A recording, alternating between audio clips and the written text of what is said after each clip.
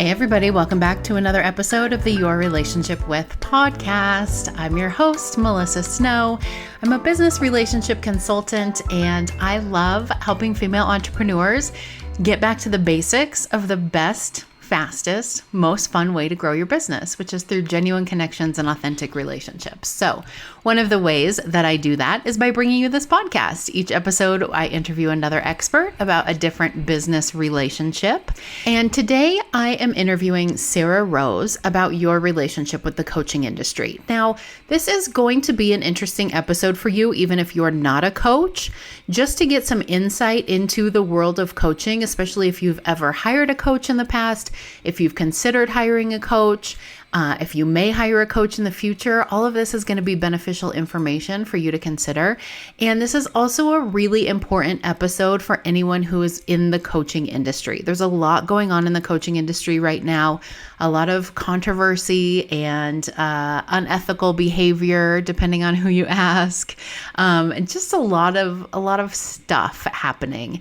And I think it's really important for all of us, whether we are coaches or consumers, to understand the ethics behind this industry and how we can make the best choices moving forward to make sure that we are lifting up the industry of coaching, which I feel is a super important industry. Coaching has changed my life for the better in so many ways, even though I too have a complex relationship with the coaching industry. So I hope that you will listen to this podcast regardless of where you are at in your relationship with the coaching industry and take from it what you will. There's a lot that we talk about that can be applied to any business that you are in, or anyone that you are considering doing business with, regardless of whether it's coaching or outside of coaching. And Sarah has a really unique perspective and brings up a lot of important topics that we probably could have gone on and on about for hours, but we boiled it down to 35 incredible minutes. So let me just take a minute to introduce you to Sarah Rose. Sarah is a mental health advocate and a life and business coach that helps other coaches transition from certified to CEO and deliver life-changing transformations. She's been around the industry for 8 years and has inside experience working for and with many big name coaches and organizations in the field. She's going to share a little bit with you about her experience, and we are going to discuss your relationship with the coaching industry, our relationship with the coaching industry, the coaching industry's relationship with itself. No, I'm just kidding. We don't talk about that, but we probably should at some point. All right. I hope that you enjoyed this interview with Sarah, and I look forward to hearing your feedback.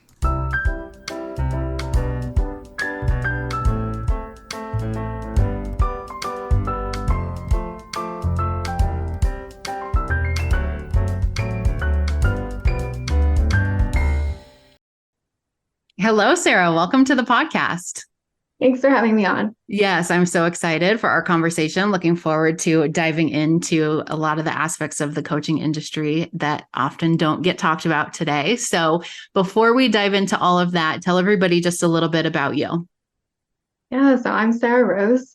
I'm a mental health advocate and I'm a life and business coach for coaches. I got into this industry 8 years ago, and over the course of my trajectory, I've had the opportunity to be trained by a lot of different people in this space and receive an education in different forums, the forum of life and through experiential knowledge, but also,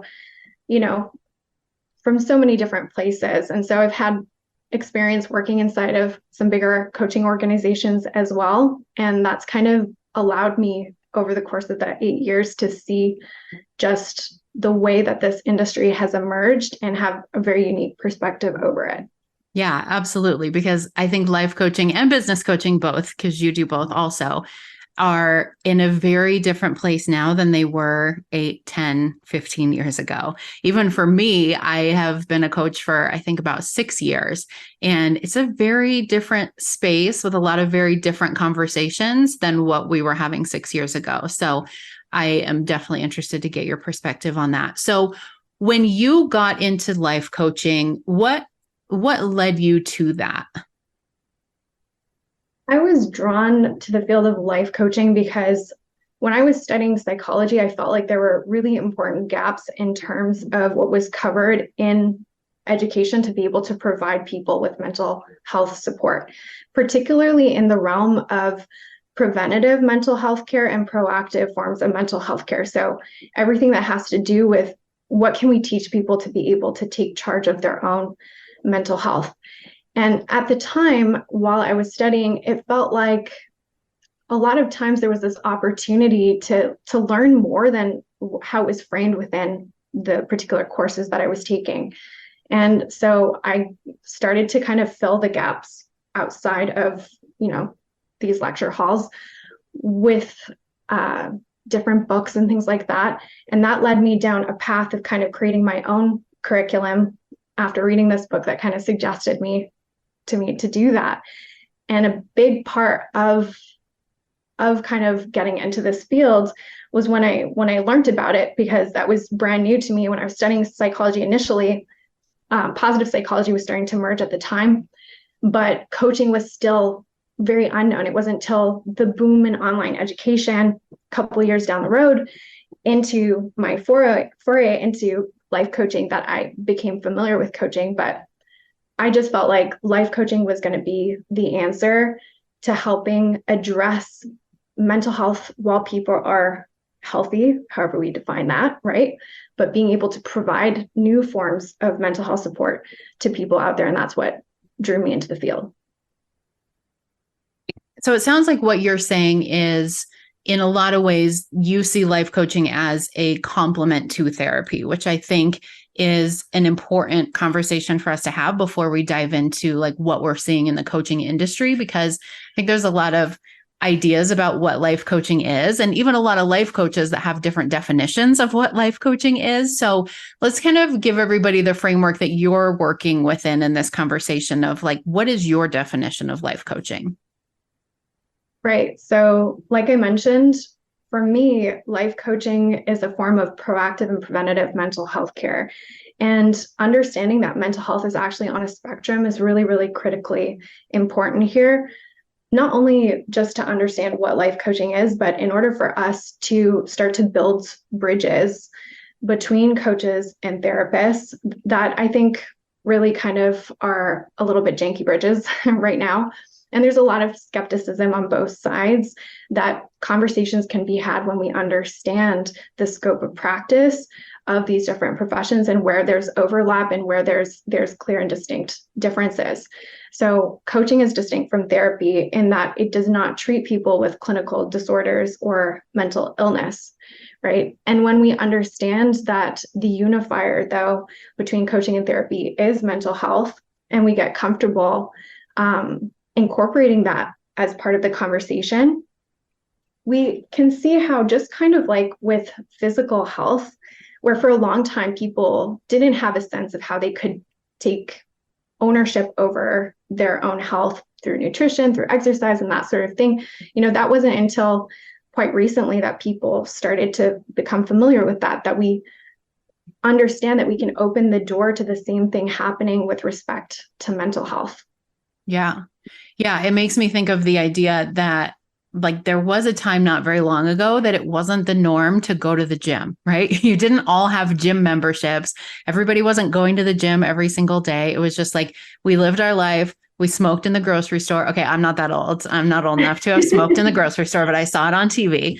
We smoked in the grocery store. We smoked in the airplanes. If we got sick, we went to the doctor, and that was just that, right? And then we kind of transitioned into this space where we started to learn more and more that there were things we could do, like not smoke in the grocery store, that might help us be more proactive and preventative when it comes to our physical health. And so what you're saying is life coaching is very similar to that, in the sense that there are things that we can do that a lot of times, I mean, for me, before I found coaching, I didn't even realize how much control I had over my own mental health and over what was going on in my brain and the stories that I was telling myself until I found my first coach. So being able to have that space of like, here are the changes that you can make to get yourself healthier, again, like you said, depending on what your definition of that is, without being in a space where it's like, okay, I have a problem that I need to go to a doctor for. And I love looking at it that way. I think that's really smart. So Tell us about your relationship with the coaching industry, because I know there's a lot that's happened recently in the coaching industry and in your life and your place in the coaching industry. And I'm just curious, like, how has your relationship with the coaching industry changed throughout all of that? And like, where is your relationship with the coaching industry now? Yeah. Well, I'll start by saying where my relationship with the coaching industry now, because I think it's the same thing that drove me into this industry in the first place, in that I think that this is an emerging field. I think that this is a field that has the potential to bridge important gaps, that is currently bridging important gaps that people were falling through. And I think because of that, there's people reporting such diverse opinions and experiences of the coaching world, like life-changing, but also really harmful. So we're needing to have discussions just like we're having today to address some of the nuances and address that it's not black and white. There's a gray zone in between. And it's through acknowledging that we can start to make heads and tails of things. So my own experience with the coaching industry, obviously I was drawn into it because I felt like it was something that wasn't going to be through formal education, really something that would prepare me to serve in the ways that I wanted to support people. And I knew that in my own personal life that for me, the modalities through which of life coaching helped me kind of work through certain things in my life that traditional therapy had not allowed me to do. And I think a lot of people have that experience. So over the course of my career as a life coach, I look for a lot of opportunities to practice what I preach in my own life, and everything that I was learning, looking for as soon as possible the opportunity to implement, to ground some of this intellectual stuff in actual experiences, and kind of through that like really evolved my own personal coaching style and all of that. Over the years, I gravitated towards whoever, different teachers. And I think that was really important in my coach development as well. People like Tara Brock and Jack Cornfield. But then also one of the teachers who came into my life that I learned a lot from was Brooke Christio. And Brooke Christio runs the Life Coach School. And when I went through coach school there and I went through their certification process, I think that experience really kind of opened my eyes to a lot, because my opinion of the school then versus the opinion of the school now, having worked for them for 2.5 years. So I still have my own private practice, and I dedicated part of my time to working for that organization for a time, kind of left me seeing the ins and outs of the industry and seeing for small businesses in this industry, just starting out from zero to like 7 figures and beyond, what actually happens behind the scenes. And so I think I have a very nuanced view because of that.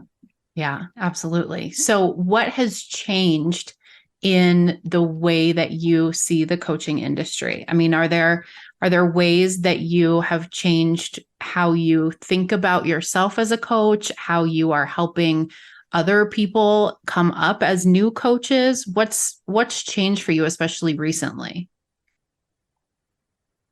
A lot of things. Some things that were on my radar with some coaches that I was seeing, where there were things that ethically I was concerned about, or things that, I learned through the hard way. I think that's what many coaches' experiences are in this space, even clients too.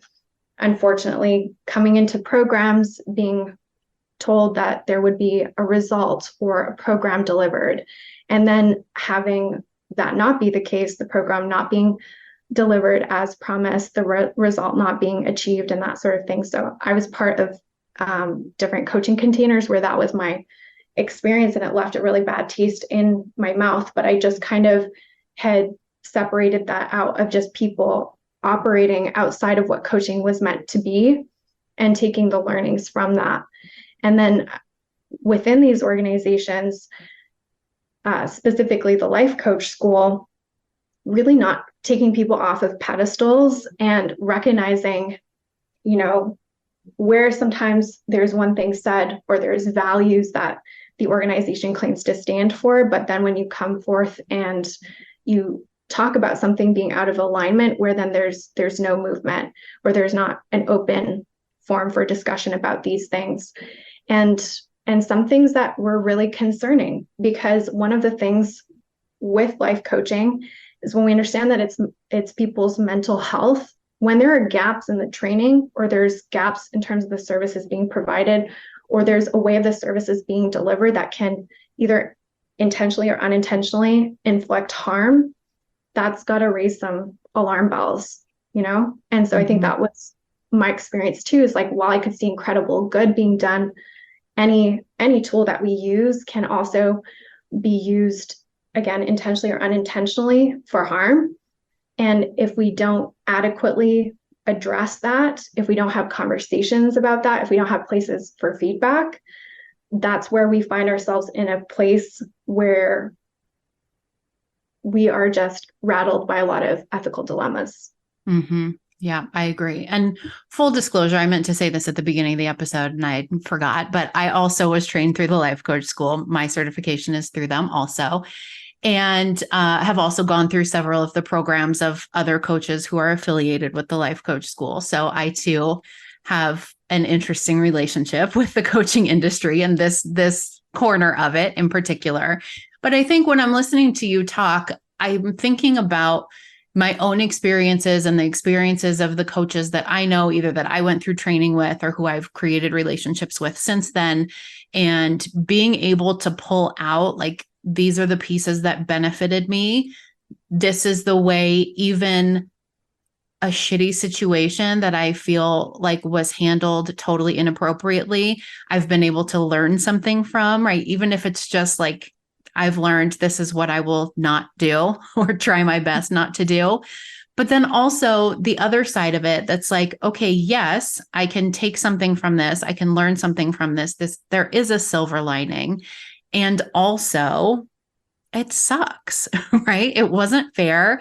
People were hurt. It was disingenuous, like whatever the words or the descriptions or the experiences that people are having. And so how do we kind of balance those two things in a way, in your opinion, in a way that is the healthiest for us? I think you just said it so well, which is like making space for the both and not being in a hurry to move on to the flip side, where we can, take the growth and move on from that from a place of empowerment, but also to slow down and acknowledge that there are some things that need to be addressed. Because sure, you can just move on from that experience, but if the thing that you're walking away from is still potentially inflicting harm, and again, not always intentionally, but if there's no room to talk about that, then nothing changes. And your business, you might walk away and align with your values and grow from that. But if we aren't, again, addressing the other side, it's the industry in which you operate that then becomes muddied. And so I think it's really important to slow down. The way that we address this is by being in the both and. We can hold the space for people to grow from their experiences, and that's super important. I think that's a big part, again, of why life coaching to me was so appealing. It's to lift out of that kind of victimhood and feel that like there's something I can do about it, right? But a lot of what people have experienced, and definitely in my case, is like things have happened to you, and it's okay to acknowledge that there's a certain level of victimization in that, while also taking your power back over the situation and deciding that this is not the way that the story is going to end, and that you can embody the changes that you wish to see in the industry. Yeah, absolutely. So that leads me in a very roundabout way to my next question, which was going to be about some of the common misconceptions in the coaching industry. And part of the connection that I'm making between the conversation we were just having and that question is I think there is a misconception, at least in the space that I've spent the most time in, that there is one best way to do it. There is one way of coaching that works for everyone, no matter their socioeconomic status, no matter their privilege, no matter their neurodivergence, no matter what, there is a way of coaching that works for everyone. And I think that is an important place for us to start in the conversation of what are some of the misconceptions about coaching. So can you talk about that a little bit? Because I think for me, that has been one of the more harmful spaces. I totally agree with that. That would be like saying that there's one form of medicine that's like a cure-all, right? Or one form of food when it's like actually some people have allergies to that superfood, you know?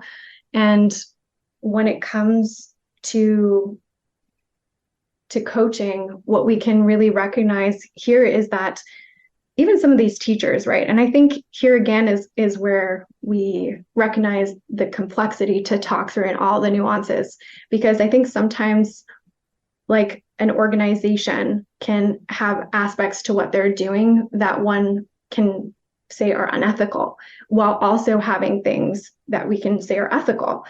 And there's also, teachers who predominantly talk about, let's say, one tool, but there's also other tools. And we see the importance from that too, that we need to round out our coach education, each of us, and to recognize that we're not going to be the coach for every person for these reasons. And we need to know why too. And I think that's what people are starting to be more vocal about, and why there's some tension in some of these spaces, because tools that are seen to be as toxic or harmful and all of that, like, which they can be, but when we don't address things like systemic oppression or neurodivergence, things like that are really important to address. And these tools are like utensils. So while a fork is useful in a lot of situations, in other ones, you're going to need a spoon, Mm-hmm. Yeah. What do you think are some of the other common misconceptions that you see in the coaching industry? I think, well, one of the main ones that we've already touched on, but I want to circle back to, is I've spent a lot of time in a mentor role with people. And I had the opportunity to ask a lot of life coaches, like, hey, if I were someone who knew nothing about life coaching and I asked you, tell me a little bit about what this is, what would you say? And I can't recollect anyone making the link back to mental health, and I felt like that's something really important to touch on. Why? Because the other misconception that this ties into is that anyone can do this, right? Anyone and their best friend, anyone and their mom can become a life coach. And it's just not true. We're dealing with people's mental health. The burden of responsibility is enormous. In my opinion, life coaching, when practiced ethically and skillfully, is one of the most difficult professions to become masterful at, because there's very few professions in the world, when you slow down to think about it, that to be practiced well require the level of embodiment and congruence, that life coaching does, and when you're stepping into the space of coaching, you're very often dealing with stuff that most people don't, have the desire to deal with in their entire life, and that's what you're confronted with when you decide to take this on. But I think a lot of people don't recognize that coming into this space. And a big part of that is because with the boom in the coaching industry and seeing people kind of have this meteoric rise, a lot of people have confused the perks of the profession for what the profession is. And that's kind of just fallen off the radar completely, that it's about location independence and being your own boss and all of those things, which have their place and can be wonderful, but that's the byproduct of the profession. And I feel like the profession in a lot of circles has kind of become the side piece instead of the main dish. Yeah, I 100% agree. And can we also add, number one, I have like 19 tangents I could go down right now, but I won't go down all of them. Number one, life coaching is not just people practicing therapy without a license. Please, Lord, tell me that is true. Number two, just because someone is a good, I'm putting this in air quotes for those who are just listening and can't see, a good social media influencer, a good marketer, a good salesperson does not equal being a good coach. Let's also keep that in mind because that's how a lot of us, me included, have spent a lot of money and a lot of time for not the results we thought we were going to get. And there was something else I was going to say. Now I can't remember what it is. I don't know. It was really good too. It'll come back to me. The advice giving, right? Life coaching is an advice giving. Oh my gosh. I can't tell you how many times I heard that, especially when I was a newer coach, people that would say, I've thought about becoming a life coach because my friends always ask me for advice. I'm like, okay. If your life coach is giving you advice, she's probably not a life coach. Which there's a time and a place for that, but that's certainly not the primary function of a coach. In my opinion, the coaching relationship is meant to not be a codependent one. It's meant to be one that helps people come to a place of feeling secure in themselves, meaning it's about helping them become increasingly more self-aware, have more agency over themselves, their lives. And so your coach is not meant to be the person who's telling you how to live your life or what the best way is. They are a trained professional who is meant to hold space to help you access your own truth and your own decisions to move yourself forward with more perspective.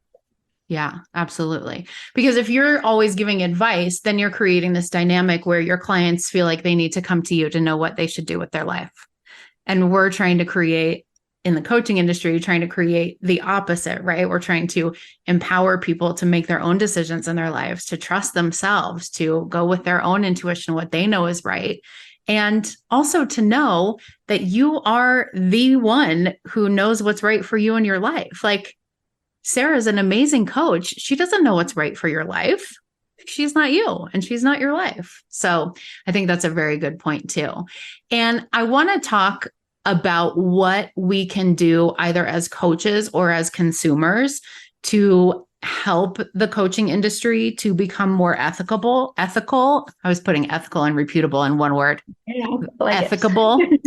And part of that, I think I remembered what I was going to say earlier, is it's hard, I think, sometimes to see the balance between all of these coaches that are not coaching for free, right? We're not doing this.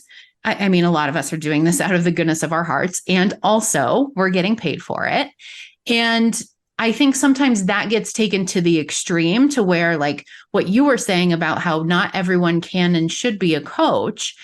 If I'm selling coaching certification, or I'm selling, I can teach you how to make $1 million being a coach, it doesn't serve me at all to show up anywhere and say, not everyone can be a successful coach, right? Because now I've just eliminated half the people that were going to give me $25,000. It serves me selfishly to show up and say, everyone can be a coach. Everyone can do what I did. Everyone can make 6-7 figures. Everyone can do it. Come with me. I'll show you how.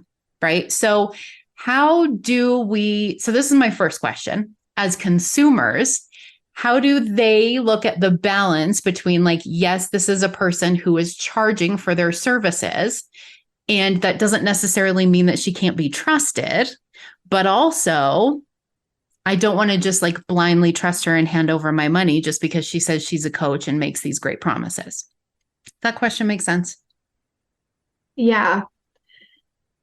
It's not an easy one to answer, is the honest truth of it. And I think that there are a lot of initiatives that, have started to be able to support consumers in knowing what to look for when they're choosing to invest or not invest in a coach or program or product, right? And a big part of it is, like, on the consumer end of the spectrum, is well, if you're listening and you're a consumer of coaching, or you're considering investing in coaching, is to look at the place from which you are making the decision to invest or not invest. Is it from a gain in confidence in yourself, or a lack of confidence that you can actually go ahead and address whatever it is that you're looking to address through coaching? And what I've noticed a lot of the time is that certain people who market and sell their coaching will do so from a place where they put a lot of pressure on that initial decision. They actually don't encourage critical thought at that juncture. And it is an important juncture, and it's our ethical responsibility as coaches to slow people down in that decision-making process, however we do that, whether it's in a consultation or on a sales page or that sort of thing, to encourage people to think before they act. That's the whole premise of coaching, is to understand the impact of our thinking, of our emotions on our life. And so then we need to consider the impact of our thinking and our feeling that's driving forth the decision making. Am I investing in this because I believe in myself, or am I investing in this because I believe in this program and I lack the belief in myself? A compensation mechanism. So that's one of the things that I've observed that I think is really important on the consumer end. Yeah, that's really, really good. And, my jam is all about relationships and connections. And I'm a big proponent of speaking to people that you trust who have also gone through those programs, right? It's one thing to look at the reviews that a program has on their website, right? Nobody is putting the reviews that say this was a huge waste of money front and center on their website. And there's a lot of places actually that are supposed to be for reviews where most companies have control over what reviews stay up there and what don't. And alternately, I think there's a lot of scorned people, rightly or wrongly, who are leaving reviews, even for like Chick-fil-A, for example, right? Even if we're not talking about coaching, it's like a lot of times I look at anonymous reviews, meaning like from people that I don't know. And I'm like, okay, I have to take that with a grain of salt. But if you're speaking to somebody that you know personally, who you trust about their experiences, I think that can also help make a good decision as well. Do you agree? I completely agree. And you highlighted something that is important to pay attention to, is like the testimonials out there and the reviews or the references. Sometimes, like very seldom, is someone gonna invite you to go seek out the person who has a more nuanced perspective, or who doesn't feel satisfied with the level of service. And we have to acknowledge too that, some of these coaching containers make you, and in fact, my first ever like over 10K investment in a coaching container, I ran into this issue where basically they had me sign a very aggressive contract coming in, that I was just so focused on, the support that I wanted to get there, that I just in a hurry signed it. But it had a lot of legalese that made it very hard to speak out, like non-disparagement clauses, NDAs, things like that. And I've seen that over and over again in the coaching space, where we're not hearing people speak up because they're afraid. And for example, in my case, where I had this experience where I did want to speak up initially, they threatened to sue me, right? And whether or not that would hold up in court is not important. At the time, you've just made this huge investment and you're afraid. So I think sometimes we're not seeing the full picture because of the format of things. And that's really important to address and acknowledge. Yeah, 100%. It reminds me a little bit of, as you were talking, I was thinking there are actual, for those of you who are not business owners and don't do your own marketing, there are actually places where you can make it look like someone sent you a text message that said a specific thing, right? Like, oh, I used all of your strategies and I just made $5 million today. And I can post that on my social media and show everybody, like, look at this social proof that she did everything I told her to and she made $5 million today. Or somewhere where I can just put in like a made up review. I was a paralegal for a long time. I worked for personal injury attorneys, and every personal injury attorney, you walk into their office, they've got all these plaques on their wall, like top 100 personal injury lawyers, top 40 under 40, all of these, like, and you're like, wow, this person is the best attorney in this whole state. I'm like, no, I filled out a form and paid $150 for every freaking one of those plaques, right? So we have to, as consumers in any industry, be cautious of those things for sure.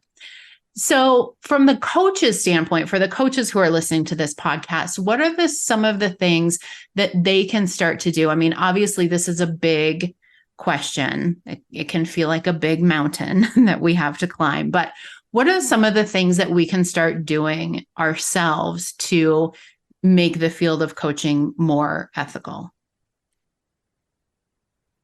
Like you said, I think this is a big one to unpack, but I think what it comes down to is a commitment to practice our craft with integrity, safety, inclusivity, and professionalism. The most important aspect of legitimizing our field is to bring to the forefront of our field the craft of coaching. We need to bring the focus back onto the profession rather than the perks. And, continuing education is huge in this space. And I see a lot of people, it's like, go through certification and then you build your business. It's all so fast that people don't understand that this is the long game. When you are deciding to become a coach, you need to hone your skills and your craft. Otherwise, you create a lot of what we're seeing in this industry right now too. And some big people who, because like you said earlier, had really good business skills, branding, marketing, right? But then we don't see the full picture of what happens on the back end. The client's not getting the results, or the program not being delivered as promised, or all of the other things that are kind of happening behind the curtain. And a lot of people also measuring the success of their businesses by their sales. Mm-hmm. In fact, like the only time in my 8 years of coaching that someone's like hung up on me was someone who said that their business wasn't working because they weren't getting any new sales. And when I asked them about what was happening inside their business and the results, they just hung up on me. And so I think that, we need to, as coaches, start measuring the success of our businesses differently. It doesn't mean that the financial component isn't an important one. It would be like measuring your health based on your weight. It's such an incomplete metric that we also need to take into account customer satisfaction, people actually getting results, getting what they paid for, right? Being able to deliver the skills of life coaching, I think is really, really critical. So as part of building your coaching business, right, the coaching part comes before the business part. And that's where we need to put a lot of focus and intention, because I see a lot of people put the coaching part to the back burner in the name of building their coaching business. And they're not self-coaching, they're not getting coached. They're, putting all of this time into posting on social media or doing whatever to build their funnel, to grow their business. Mm-hmm. And it's just lopsided at the end of the day. And most people, the result of that is that they really struggle to create a business, period. But then there are some exceptions to the rule too, who are able to have like really impressive front end, and then the backside is completely janky. Mm-hmm. Yeah, because it turns out your ability to make money and your ability to be a good coach are not necessarily the same thing. No. And I think the message that people need to hear right now, and the message that I'm committed to sharing, is that, how you build your coaching business matters. The story you tell about how you created the results matters. And, if someone were to make a movie on your life and how you created the money you have, the results you have, all the things that you're working towards creating in your life, would you like the kind of person that they paint you out to be? It matters. Mm-hmm. And I think that's what's not part of the discussion a lot of the time right now. A big focus is on particularly the like making sales and big money goals and all of that. But success isn't all of that. And we all know that on some level because we know people who have that. And really, like, if you're that wealthy, but you don't like who you are, people don't like who you are, Mm-hmm. You're doing something you don't love, is that really success? Because in my opinion, success is loving who you are, loving what you do, and loving how you do it. Loving your how. The process is the goal. How you create your results matters. Amen, sister. That was so good. Let's just be done right there. Just drop the mic. If anybody wants to get in touch with you, I just, before I go into that part, I just want to say thank you so much for coming on here to talk about this. I know we could go for hours and hours more, and we will definitely have you come back and talk more if you're willing. But I just think it's such an important conversation to be had in the coaching industry, probably now more than ever. And for a lot of the reasons that we talked about today, a lot of people are nervous about speaking up and saying the things that you are willing to say. So I just appreciate you coming on here and talking about some of these hard topics from your perspective, because I do think you have a really unique perspective, and it's important that you share it. So thank you for that. If anybody wants to contact you, if they want to get in touch with you and learn more about what you do, or they just want to continue hearing your unique perspective on the coaching industry, what's the best way for them to do that?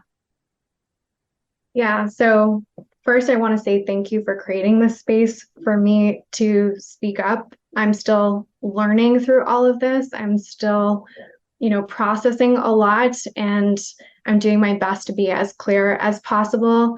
And I'm going to continue. I think this is not one conversation. This is going to be many in different spaces here and others. And anyone who wants to have open dialogue, I'm here, I'm interested. And I think there are other people too who want to speak and have the nuanced discussion. So I wanted to put that out there, and thank you, Melissa, for that. And then the greatest place to come connect with me would be either on my website, lifecoachtoceo.com. And the other place that we can connect and kind of chat more personally is over on Instagram. My handle is @Coach with Sarah, Sarah with an H, and I would be more than happy to get to know your story and to hold some space for you to speak up as well. Awesome. Thank you so much. I will put both of those links in the show notes so everyone can contact you, and we will definitely have you come back again soon. Thank you, Melissa. Thank you.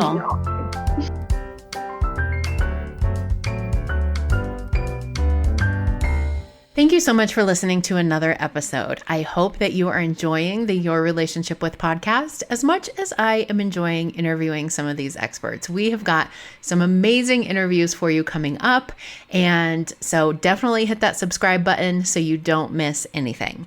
Also, if you're listening on Apple, be sure to leave us a review. It's one of the best ways for other listeners to help find this podcast. And if you want to connect further with me or with like-minded female entrepreneurs who love genuine connections, authenticity, integrity, with none of the gross, salesy, weirdo stuff, come to one of our Women Who Network virtual speed networking events. I will put the link in the show notes, and you can use the promo code FIRSTTIME to attend your first event at no cost. Hope to see you soon.